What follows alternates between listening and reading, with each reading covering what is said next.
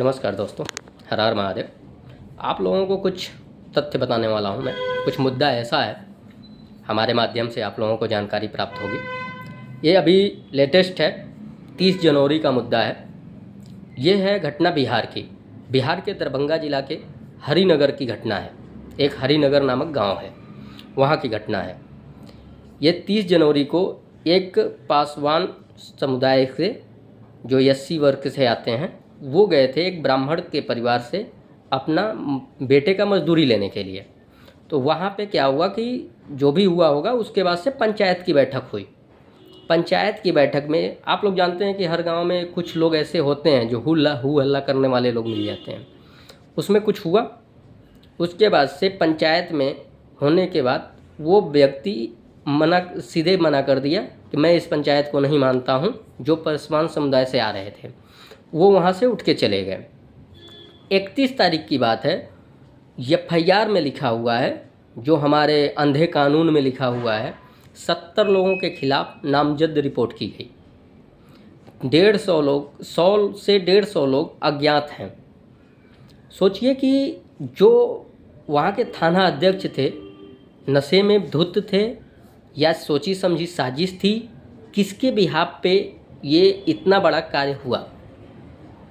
और जो लोगों के ऊपर एफआईआर है, जो हैं भी नहीं वहाँ पे, आप लोगों को बताना चाहता हूँ, एससी एक्ट के तहत 70 लोग जो नाम लिखाया, पूरा बाकायदे पिता का, भाई का, बेटे का, सबका नाम लिखाया, उस गांव के जितने ब्राह्मण थे सबका। और जो लोग नहीं हैं, जैसे कि मान लीजिए दिल्ली में जॉब कर रहे हैं, मुंबई में जॉब कर रहे हैं, हरियाणा में जॉब कर रहे हैं, कोलकाता में जॉब कर रहे हैं, बाहर कहीं भी जॉब कर रहे हैं, उनका भी नाम पड़ा हुआ है। क्या आप लोग कुछ खा के बैठे थे? उस पोस्ट पर आपको बैठाया गया है जनता की सेवा करने के लिए ना, तो जानकारी भी तो लीजिए। बिना जानकारी का कितने ही लोगों का नाम डाल दिया जाएगा। 2, 4, 5 लोग होते, 70 लोग उसके ऊपर हमला किए थे और वो आदमी जिंदा बचा हुआ है, वो भी धारदार हथियार से, फरसे से, भाले से, तलवार से, चाकू से, लाठी से, अकेले व्यक्ति के ऊपर। ऐसा कैसे हो सकता है? देखिए, ये गवर्नमेंट ने, मायावती जी ने, जो हमारी पूर्व मुख्यमंत्री थी, उनको इस बात में भनक लग गई थी। जब ये कानून बना था तो उनको लगा कि ये लोग शोषित कर रहे हैं, सामान्य वर्ग के ऊपर ये लोग फ़ायदा उठा रहे हैं एससी एसटी एक्ट का। तो उन्होंने क्या किया था, उसमें कुछ छूट दिया था, प्रावधान। लेकिन ये केंद्र सरकार जब आई 2018 में, इसे और सशक्त कर दी।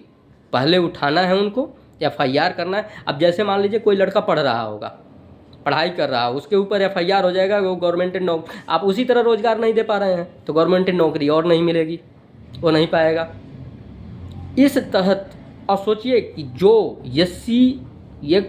एससी समुदाय से आने वाले अशोक चौधरी बिहार सरकार में वर्तमान में ग्रामीण कार्य विभाग के कैबिनेट मंत्री हैं, उन्होंने कहा ये शब्द कि ये भाई ये नाजायज़ फ़ायदा उठा रहे हैं ये लोग, और इसका मतलब बाद में ये निकलेगा कि इसके भी विरुद्ध में कोई सरकार, चाहे कोई लोग मिलके इसके विरोध में आ जाएंगे और इसमें तब्दीली होना चालू हो जाएगा। ऐसे ही नाजायज़ फ़ायदा ये लोग उठाते रहे तो ये करना उचित नहीं है। एक तो केंद्र सरकार की गलती कि पहले इसे और सशक्त किया। ऐसा करने से क्या होगा? इस तरह तो सभी लोगों को, आप सामान्य वर्ग के लोगों को आपको बलि का बकरा बना रहे हैं। ये कोई उचित कार्यवाही थोड़ी है कि आप लोग कुछ भी कर रहे हैं, कुछ भी कह रहे हैं, कुछ भी सुन रहे हैं। और जो लोग थाना अध्यक्ष महोदय से मैं कहना चाहता हूँ, क्या कुछ खा के बैठे थे नशा करके कि एक व्यक्ति के ऊपर 150 लोग हमला कर दिए हैं? आप लोगों को समझ में नहीं आता है? किसी चीज़ को करने से पहले, लिखने से पहले किस मानसिकता के लोग आप लोग होंगे?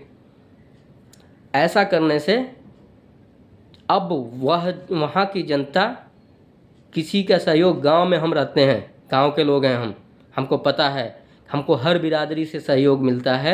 हर बिरादरी के लोग हमारे के यहाँ आते हैं, हम हर बिरादरी के लोगों के यहाँ जाते हैं, और जिससे हमारे में एक दोस्ती भावना की व्यवहार बनी रहती है।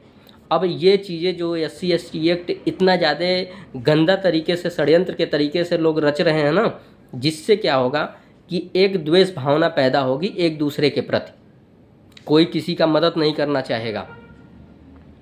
ऐसा होना ये बहुत ज़्यादा कानूनी रूप से दंडनीय अपराध है। एक मैं पुराने वीडियो में बताया था, ऐसे बहुत सारे केस हैं, उठाएंगे तो पढ़ेंगे तो आपको मिल जाएगा। विष्णु तिवारी जी के बारे में बताया था, 20 साल बेचारे जेल का सज़ा काट के आए।